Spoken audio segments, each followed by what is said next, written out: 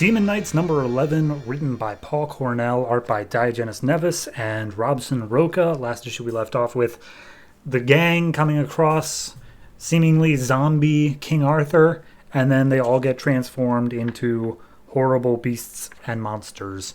This issue picks up with the only one being unturned being Xanadu, and she's like, "Oh God, what has happened to all of you?" And she starts like using her magic to try to push King Arthur back. But then we find out that Aljabir is actually like super smart, and he's like, actually what he's saying is stay back, like get away, because there was a thing in our spell that basically what turns out to be is that the spell makes everybody their most idealized version of themselves in some capacity, like still monstrous, but like Aljabir is nothing but his brains. Etrigan is a giant demon king. Horsewoman is a literal horse woman. And Vandal Savage is still Vandal Savage. Like he's still himself, just slightly better looking in his words. Shining Knight is also like a true knight. And Exaristos is the one that got like the weird side in that she's like this misshapen, horrible, like grotesque monster.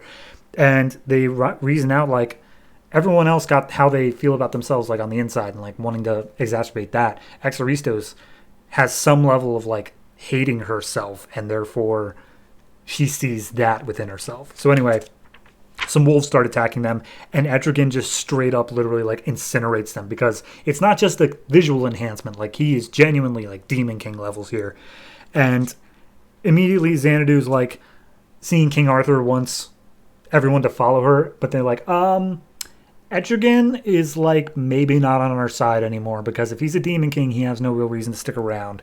But she yells at him, just saying like, "Oh, come on, Etrigan, you're not. That's not the demon I know." And Etrigan's like, "All right, whatever. You guys go. I'll be up behind. I'm just gonna kill some more things for a while." So they all go inside this cave, and there is a fountain in there that King Arthur's pointing to, and they basically reason out that you touch the water, you turn back to normal. To which everyone in the group is like, "No, I love this. This is amazing. We're gonna stay like this forever." And then King Arthur just like turns a little knob on the wall, and the ceiling starts cracking open, and they're all drenched in water anyway. To which they're all like, "Okay, it was probably for the best, so thank you for freeing us of that spell, but I'm going to take some time for myself to get over the fact that I'm not as cool as I was." And specifically, Etrigan is super pissed off about it. He's like, "I was a demon king. I'll kill you, Arthur."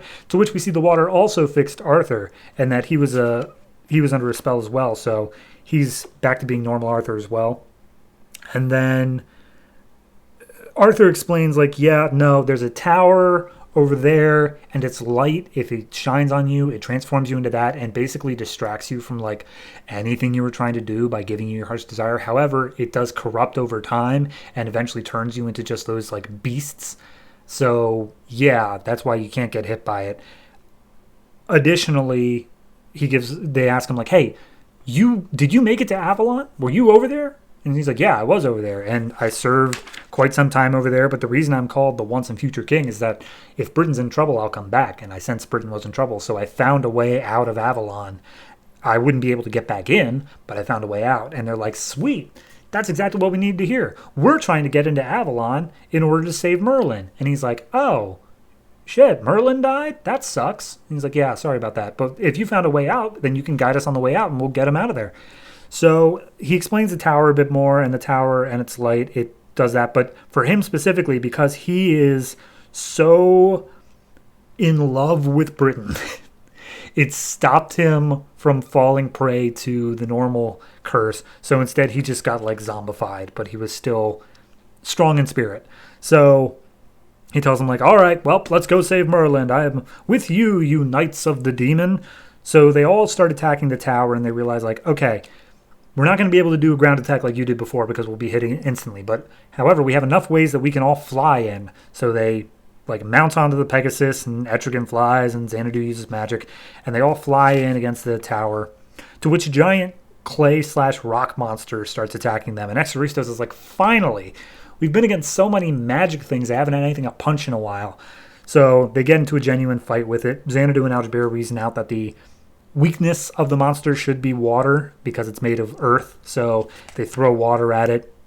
It starts to disintegrate, and the whole group runs its way into the tower, and they manage to make it past all the quote-unquote traps. I say that because the narration picks up saying, like, yes, you thought that you could...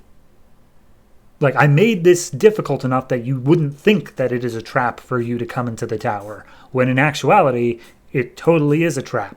So now you are coming into my domain, and we see that the narrator is Morgan Le Fay, who I believe... So a reveal in this issue earlier that I skipped over accidentally is that Xanadu is a half-sister of Arthur, and that they were born of this woman who is like a fairy or something like that, and that's why she has some magical properties to her. But Morgan Le Fay is also another one of the sisters of Xanadu. So they're all magic. That's the basic gist of it. Anyway, I like it. I think it was solid. I think that the transforming into monsters thing, while an interesting concept, probably wasn't explored well enough, but I'm willing to just give it the pass on that because, got to move on with the story.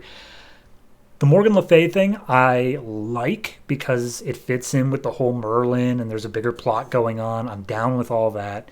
Seems interesting enough.